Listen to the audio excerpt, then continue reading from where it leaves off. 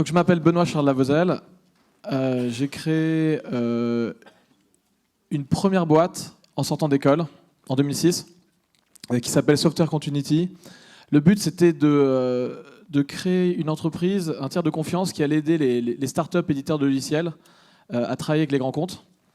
C'est une boîte qui a pas décollé.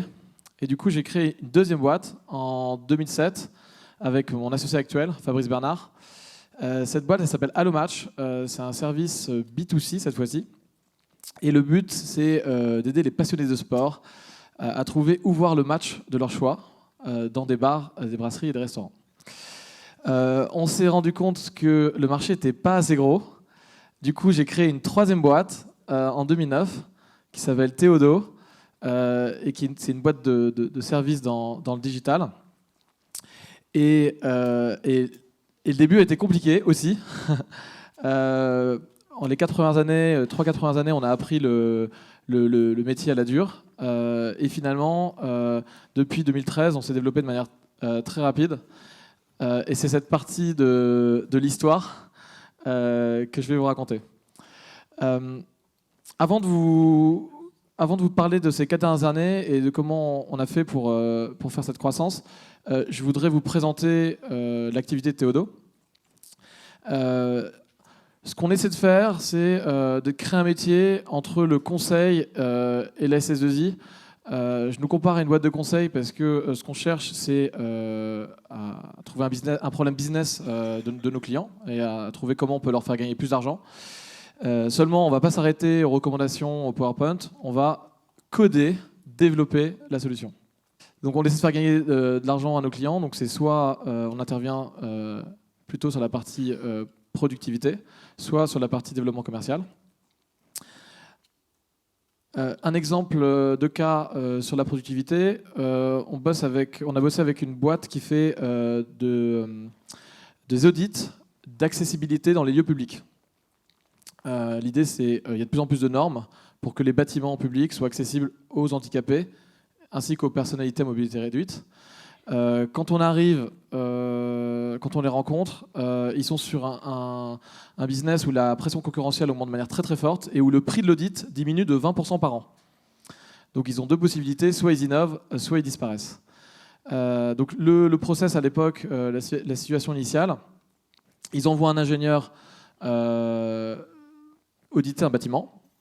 Alors il a un cahier, il prend des notes. Il a aussi un appareil photo, il prend des photos. Une fois qu'il a fait tout ça, il rentre au bureau ou chez lui, et là, il fait la saisie de ses notes papier. Il trie les photos pour mettre les photos au bon endroit. Et enfin, il rédige les recommandations avant d'envoyer l'audit à son client. Ça prend 2 jours hommes de travail. On a développé une solution logicielle sur un DevBook qui internalise l'ensemble de la compétence métier. Donc on n'a plus besoin d'envoyer un ingénieur, maintenant on envoie un technicien qui va sur place, qui prend les photos qui sont reliées à ces analyses, et ça génère automatiquement un rapport avec les recommandations et même les évaluations en termes de travaux et de coûts pour remettre le bâtiment aux normes. On est passé de 2 jours de travail à 2 heures de travail. Et aujourd'hui, le logiciel génère 6 millions d'euros de chiffre d'affaires avec 30% de marge nette. Alors pour revenir à mon histoire, j'ai 3 focus principaux, et c'est ces 3 focus principaux que je vais vous raconter.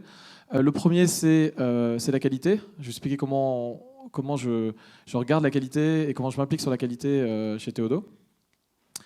Le deuxième focus que j'ai, c'est la croissance. Alors la croissance, chez nous, c'est faire du commercial, trouver des clients, évidemment. Et c'est aussi augmenter la capacité de production.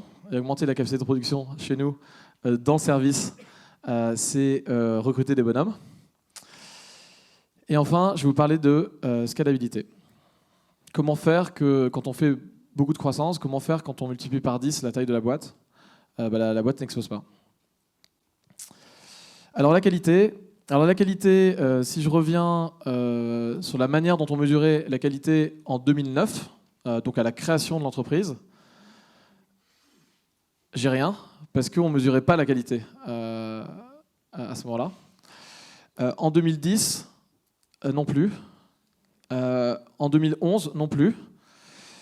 Et à partir de février 2012, on a commencé à mesurer la qualité grâce à un formulaire de satisfaction client. Et c'est un point qui est central dans la boîte. Donc je vais vous le présenter, ce formulaire. Donc voilà, il a cette tête. On utilise ce questionnaire sur chaque projet, chaque semaine. Donc le client est interrogé chaque semaine sur chaque projet. Et on lui pose, basiquement, il y a d'autres questions, et notamment des questions ouvertes, mais c'est les deux principales questions qu'on lui pose. C'est êtes-vous satisfait de la vitesse d'avancement?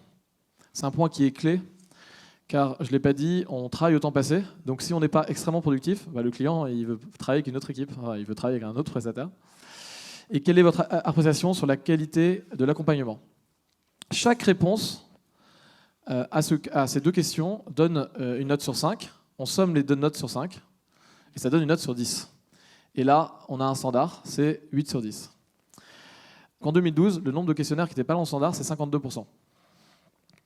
Alors pour les industriels qui calculent les défauts par million, 52%, ça semble énorme. Oui, c'est beaucoup. Et du coup, ça donne plein d'opportunités en revanche de progresser et de faire de l'amélioration. Alors je vais donner quelques exemples, très concrètement comment ça se passe. En fait, chaque équipe, donc c'est 4-5 personnes qui bossent avec un client, reçoit ce questionnaire une fois par semaine et l'analyse et trouve un moyen de s'améliorer. Alors là, j'ai un exemple pour une start-up qui bosse dans la grande distribution. On a un début de projet qui est difficile, on est en dessous du standard, et on arrive au standard au bout de quelques sprints. Et puis, au bout d'un moment, hop, on est passé de 8 sur 10 à 4 sur 10. Qu'est-ce qui s'était passé? Il y a le patron de la start-up qui est venu à une démonstration. Et qu'est-ce qu'il nous a dit? Il a voulu tester l'applicatif, il a testé sur Internet Explorer 6, et ça ne marchait pas. Et il nous a dit, c'est con, tous mes clients sont sur Internet Explorer 6. Donc il était vraiment pas content. Donc le standard qu'on a créé, tout simplement, alors cette aventure est arrivée plusieurs fois pour qu'on en crée un standard et qu'on généralise. C'est qu'on a mis comme standard chez Théodo, maintenant sur tous les projets, que ce qu'on appelle le payeur doit être présent à au moins une démonstration sur 2. Il y a une démonstration par semaine, il doit donc être présent au moins une semaine sur 2. Et c'est quelque chose qu'on valide en avant-vente du projet. Donc en 2012, on avait 52% des formulaires qui étaient hors standard, qui étaient inférieurs à 8, qui étaient moins bien que très bien en termes d'appréciation du client. Et grâce à ces standards, on a progressé. Alors aujourd'hui, on est à 15%. En 2015, on est à 15% de bac rouge, c'est-à-dire 15% de formulaires qui sont en dessous du standard. Alors bien sûr, il faut et on doit encore beaucoup progresser. Mais ce qui est bien, c'est que quand on améliore la qualité, il se passe un truc magique, c'est qu'on a des clients qui sont contents. Et quand on a des clients qui sont en plus très contents, parce que le standard c'est très bien, donc c'est des clients très contents, il se passe un truc génial, c'est le réachat. Et en 2015, on a eu 120% de rachat. Qu'est-ce que ça veut dire? Ça veut dire que si on avait refusé tous les nouveaux clients au 1er janvier 2015, non, vous ne pouvez pas rentrer, on aurait quand même fait 20% de croissance. Sachant qu'on est sur un business où on a zéro récurrence. On est en mode projet, donc on commence toujours un nouveau projet from scratch, sans engagement de budget. Voilà, c'était mon histoire sur la qualité. Je vais vous parler de croissance. Donc la croissance, je vous ai dit, c'est deux choses. C'est trouver des clients, chez nous, dans une boîte de service, c'est trouver des clients et c'est recruter des collaborateurs. Grâce notamment à l'augmentation de la qualité, on a eu beaucoup de rachats et on a eu beaucoup de bouche à oreille. Du coup, la problématique commerciale, depuis 3 ans, elle n'existe pas. Notre problématique, c'est d'augmenter la capacité à servir des clients. Et donc, notre grosse problématique, c'est la problématique de recrutement. Donc, c'est ça dont je vais vous parler. Mon focus, sur la problématique croissance, c'est le recrutement. En 2011, on a recruté 6 personnes. En 2016, on doit recruter plus de 80 personnes. Et du coup, on a dû changer notre manière de faire. Et ce qu'on a fait, c'est qu'on avait appris des choses dans notre manière de produire, notamment de l'agile et en particulier du lean, et on a commencé à essayer d'appliquer le lean au recrutement. Alors, je vais vous dire ce que ça donne. Alors voilà, ça c'est un processus d'entretien chez Théodo. On a environ aujourd'hui 10% de taux de transformation. C'est-à-dire qu'on a un CV qu'on a sélectionné, qui rentre dans le processus, et il n'y a que 10% qui sortent. Du coup, on a calculé une sorte de tag time. On a 84 entretiens. On a 10% de taux de transformation, donc il en faut 840 entretiens 1. Il faut 840 nouveaux candidats dans l'année. Et comme on a 8 recruteurs, qu'on appelle des business developers recruteurs, il faut 2 entretiens par recruteur par semaine. Donc c'est ce qu'on appelle notre tag time. Si un recruteur n'arrive pas à faire ces deux entretiens 1, n'arrive pas à trouver ces 2 nouveaux candidats par semaine, il y a un problème. Ça déclenche un PDCA. Le PDCA, de manière schématique, arrive en général à 2 conclusions. Soit on met à jour un standard, soit le standard est mal connu, et dans ces cas-là, on fait une formation. Je vous donne un exemple concret. En septembre 2015, on a Bruno, qui est recruteur donc chez nous, business developer, qui ne réalise pas ces 2 entretiens, qui n'arrive pas à trouver ces 2 candidats à mettre dans le process. Du coup, il y a un problème, PDCA, qui conduit au fait, on se rend compte qu'il n'est pas entièrement compétent en termes de chasse sur LinkedIn. Du coup, il fait une formation avec notre expert, qui s'appelle Pierre-Olivier, et il se rend compte de 2 choses. La première chose, c'est qu'il chasse avec son profil. Alors Bruno, il a fait HEC, et il cherche des ingénieurs. Donc Pierre-Olivier lui dit que le standard, c'est de chasser avec un profil d'ingénieur de la boîte. Là, le taux de transformation est multiplié par 3. Et ensuite, tout simplement, si la personne n'a pas répondu, il faut faire une relance. Et donc le standard, c'est de relancer après 3 jours. Et ça multiplie. Et là, il y a un candidat sur 2 qui répond après une relance. C'est très simple, mais ça permet ensuite à Bruno, la semaine après, de faire ces 2 entretiens 1, et donc de rester dans le standard de 2 entretiens par semaine, le tag time. Il me reste 10 minutes. Ça tombe bien, c'est ma dernière partie. Donc je vais parler scalabilité. Alors, la scalabilité, c'est quoi? Ce que j'ai dit, c'est on fait de la croissance. Et on fait de l'hypercroissance même, hein, on fait 80% de croissance par an en moyenne ces 4 dernières années. Et du coup, on est passé de 12 en 2012 à 84 personnes en 2016. Et en plus, il y en a qui sont partis, donc il n'y en a que 8 qui étaient là en début 2012, qui sont là début 2016. Donc on a 90% de nouveaux. Alors comment on gère ça? La première chose qu'on fait, c'est qu'on fait des formations. Il y a 3 types de formations. Il y a des formations type dojo. Je vous ai parlé du Scrum Dojo tout à l'heure, le lundi à midi. Mais il y a aussi des formations pour les managers. Alors les managers chez nous, ça s'appelle des coachs, je vais en parler tout à l'heure. Donc les coachs, il y a un coaching dojo une fois toutes les 2 semaines. Il y a des formations pour les sales, il y a un sales dojo toutes les semaines. Il y a un joiners dojo pour le recrutement toutes les semaines aussi. On a des coachs. Alors les managers s'appellent coachs chez nous parce qu'on insiste sur leur fonction qui est chez Théodo de former les gens. Chaque coach a maximum 5 coachés. Donc le but, c'est pas d'être le plus grand manager du monde et d'avoir le maximum de gens sous sa responsabilité. On a maximum 5 coachés. Et on doit s'occuper de ces coachés. On doit avoir des contacts réguliers avec ces coachés. Il y a quelque chose de très important chez nous qui s'appelle le Kaizen. Alors on est aidé là-dessus par Operae Partners. L'idée du Kaizen, c'est de se dire parfois, il ne s'agit pas seulement de résoudre des problèmes, parfois il faut qu'on innove et qu'on réussisse à faire des choses qu'on ne pensait pas savoir faire. Et donc on a 10 sujets de Kaizen en même temps, ce qui permet de faire progresser 10 personnes en même temps. Je vais vous parler d'implication, rapidement. L'implication, c'est faire en sorte que les collaborateurs qui sont relativement récents dans l'entreprise soient impliqués sur le projet d'entreprise. Donc on les implique en partageant la stratégie de l'entreprise, la raison d'être, ce qu'on fait. Tous les lundis matin à 9h30, toute la boîte est réunie, ce qu'on appelle une réunion qui s'appelle Asakai, où on parle de ce qui se passe sur les projets, commercialement, en termes de recrutement, ce qui se passe sur le marché. On a un format de réunion collaboratif qui s'appelle Open Space, qui est génial pour faire de l'alignement stratégique. Et 2 fois par an, on réunit toute l'équipe, l'équipe de direction réunit toute l'équipe pour faire une keynote où on présente la stratégie à la boîte pour qu'ils savent où on veut mener le bateau.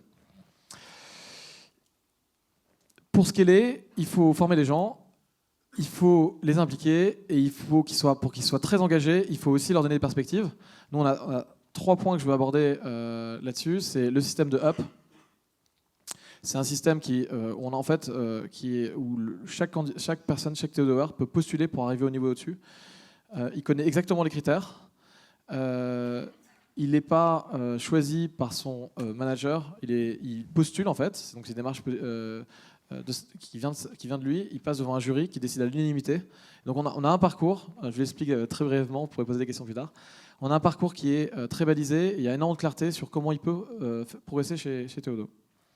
Deuxième chose, on a ouvert au UK en juillet dernier. On est une quinzaine déjà là-bas. Pourquoi on a ouvert au UK alors que le marché en France est considérable et que je vous ai dit tout à l'heure qu'on n'avait pas de problématique commerciale?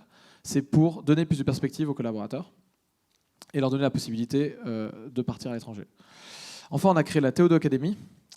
L'idée, c'est de donner la possibilité de créer sa boîte. Nous, on a créé notre boîte, on est super contents avec mon associé. On veut que les Théodores aient la possibilité de créer leur boîte, en dehors, en partant de Théodo, s'ils le souhaitent. Mais on a voulu qu'ils puissent le faire dans le cadre de Théodo. Et en fait, on développe des spin-offs qui sont dans des métiers connexes, des filiales en fait, qui sont dans des métiers connexes à Théodo, avec deux Théodoers qui démissionnent de Théodo pour devenir les patrons de cette boîte. Donc on a créé le premier il y a 1 an, et ça s'appelle BAM, et ils ont fait 1 million d'euros de chiffre d'affaires la première année, donc ils sont très en avance par rapport à la courbe de chiffre d'affaires que je vais présenter. Je vais conclure maintenant. Mickaël est debout, donc je me dis que c'est bientôt la fin. Je me suis fait repérer là. J'ai terminé par ce que j'ai envie de vous raconter là pour conclure. C'est quand j'ai créé cette boîte, on m'a donné des conseils et on m'a donné 3 conseils. On m'a dit pour réussir sa boîte, pour que tu réussisses ta boîte de service et que tu cartonnes, il faut que tu aies beaucoup d'argent, 500 000 euros. Il faut que tu recrutes un directeur commercial moustachu avec beaucoup d'expérience qui l'a déjà fait. Et il faut que tu aies un directeur financier parce que la clé, c'est le contrôle de gestion. Alors le problème, c'est qu'on n'avait pas d'argent. On avait 1 000 euros avec mon associé. On était tous les deux ingénieurs, donc commercialement, on n'y connaissait vraiment rien et on n'avait pas vendu grand-chose. Enfin, moi, j'avais vendu à des bars, des abonnements à Hello Match. Et en finance, vraiment, on ne savait vraiment pas comment ça marchait. Du coup, je pense que ce que j'ai découvert, c'était que potentiellement, il y a une autre manière de faire. Et on peut créer des super belles boîtes avec une très forte croissance en mode service. Avec j'ai sélectionné trois règles. La première, c'est un focus client. Vous avez vu que la croissance de la boîte, elle a commencé à partir du moment où on s'est intéressé aux clients. Investir dans l'humain, grâce notamment à la formation.